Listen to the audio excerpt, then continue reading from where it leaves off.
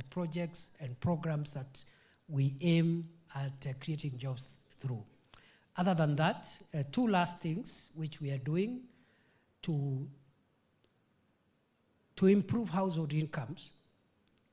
One is, and those two are in the social sector. The five that I've mentioned are in the economic sector.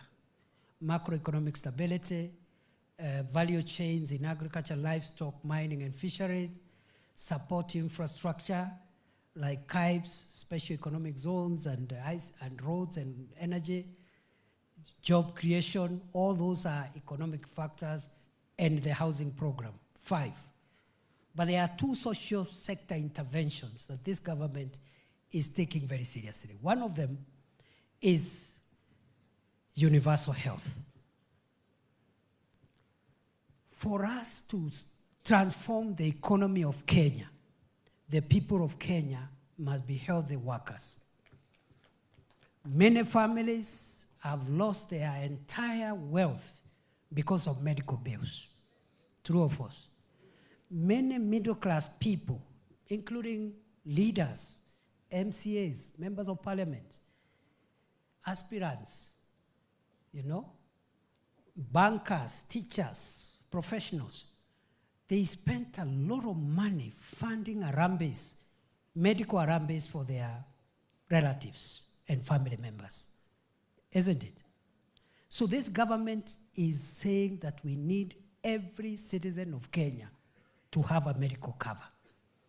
Ndio tupunguze the out-of-pocket expenses for families, and therefore the disposable income will go up once you save on out-of-pocket expenditure on health. Watu wengi wanafikiri hii mambo ya health ni rahisi. Sio rahisi, ni ngumu. It's very difficult. Even developed countries, they tried universal health care and there's a lot of resistance, just like we are having resistance here. America, they had Obamacare, Supreme Court ilikatakata ikabaki nusu. President Kibaki alijaribu universal health care when Charity Ngilu was minister, ikapigwa siasa kama hii ya saa hii, mzee Kibaki akawachana nayo. President Uhuru in his second term alikuwa na big 4 agenda.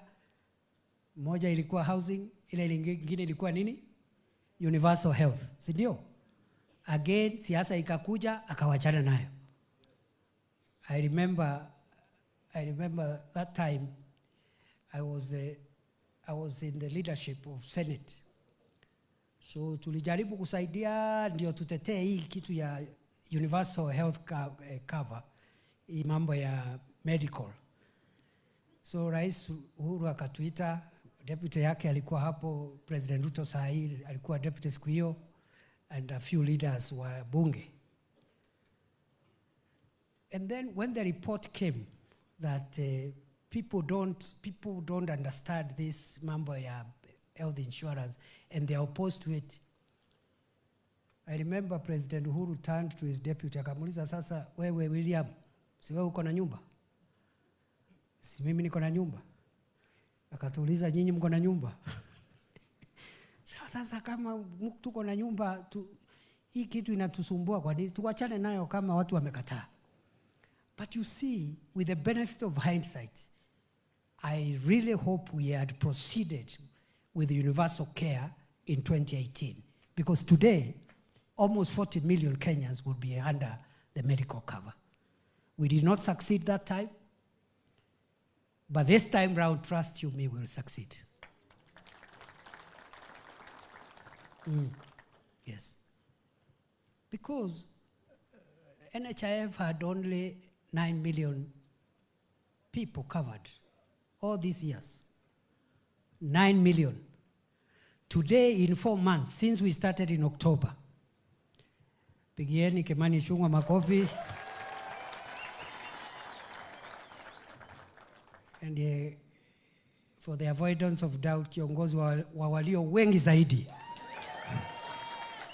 He's not only the leader of majority, but he's the leader of the broad-based majority.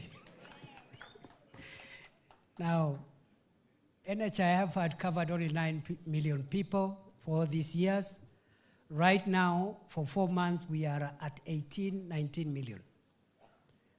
The aim is by 2027, we'll push that number to 30, 40 million. As we try to improve how SHA and Taifa Care works. And therefore, again, part of my work as the principal assistant of the president is to unlock the bottlenecks for government programs. So hii Monday nimeita magavana wote wa Kenya na Ministry of Health na watu ya mahospitali, public and private hospitals, watakuwa hapa kwa hema ndio tulainishe mambo ya Taifa Care. So, other than that, of course, education reforms. We are very keen in streamlining education to make it affordable, accessible, and of high quality and also relevant. The work we are doing on CBC, the work we are doing in the funding of higher education is to make sure that as many children of Kenya as possible are able to access education. There are a few issues which we are streamlining again, but the funding model in its best format will bring equity in higher education. Because hakuna haja mtoto ya mbunge ama mtoto ya deputy president amesomea sijui shule ingine hapo, private school, academy, paka form 4, private school. Huyu mbunge ama deputy president ama minister ama another businessman who has money is paying 300,000 per term, 500,000 per term, isn't it? Even 600 per term, 1 million per term. Alafu akiitwa university, na huyo mtoto ametoka St. Andrews Turi, akiitwa University of Nairobi, unataka apewe basare, ile inapewa watoto wa Marsabit wale wanasoma, huku wakikwepa risasi ya magaidi. Children who are learning under a tree as they try to dodge bullets from bandits. Na mwingine amesomea hapa academy. So why doesn't my child, why should I not pay the full fees? Hata kama ni 1 million. Is there any reason? That's what we are trying to correct. So that the resources we are using in education, we now support those who really cannot afford. So we are, tuko na agenda. President Ruto has an agenda, is clear. These are the commitments he made. These are the things we signed to. Ukiangalia hiyo teachers, 116,000 teachers in 5 years, iko kwa manifesto. Ukiangalia mambo ya majani chai, nimewaambia, iko kwa manifesto. Increasing earnings, coffee, rice, sugar, all these things are in the manifesto. But I've told you, the first 2 years were to stabilize the economy generally. And therefore, the remaining 2.5 years will help us make a lot of progress. Mwisho.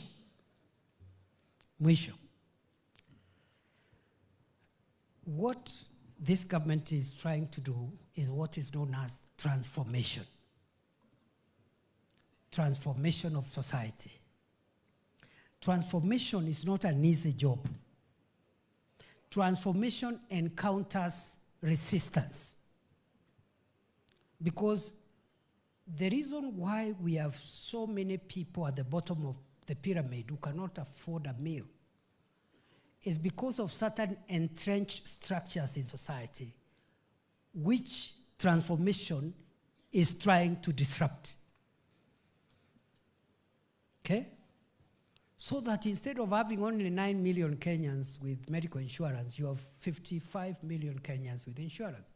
You will disrupt some people there who are making money in the health sector. So you expect that resistance. But you know what, friends, brothers and sisters? Costly as it is, transformation eventually brings prosperity and brings honor and dignity to the leaders that bear the brunt of opposition to transform their societies. Kenya tumekaa hapa miaka mingi tunasema sijui vile Singapore ilikuwa sijui ilikuwa wapi 1963 na South Korea. What transformed Singapore is the housing program. Today 99% of citizens of Singapore are owners. They are homeowners. So when UN is doing what we call Human Development Index, since everybody has a dignified house, the Human Development Index it shoots. It even surpasses the United States. That's the work we are doing in Kibra. That is the work we are doing in Mukuru. The fellows we had to remove for their safety from the river, our people who are being carried by flood water along Nairobi River. 40,000 people. I'm the one who removed them. One night, we lost about 120 people. Some of them whole families. Whole families. A person, the spouse, and all 5, 6 children swept by the river because they are living on a Makaratasi house just on the riverbank. When the floods came, at the middle of the night, they are all asleep and there is no room for maneuver. They were all swept. So, as the Minister for Interior, I had to make a decision. And the President supported me. We removed them. But we are saying, those people who are paying 2,000, 3,000 in a Mabati or Mbao house in Nairobi River Bank, they will be given priority in the 14,000 plus units we are creating in Kibra and in Mukuru. In fact, between Kibra and Mukuru, we are creating nearly 30,000 units as we speak. Phase 1 is ready. There is phase 2 and phase 3. You go there, you get a studio house. That studio house or 1 bedroom, you will still pay 3,000. This 3,000 is not rent.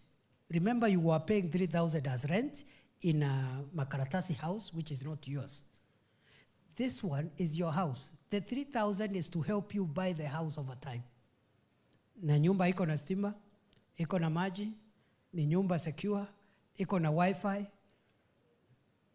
Rather than putting yourself and your 6 children in a shack on the riverbank with the risk of being carried away by the water at night. So transformation is painful. Like when we were removing those families, it was not easy. It was a very difficult decision. But for their safety, we had to stay firm. A few people tried to politicize the matter, and we stood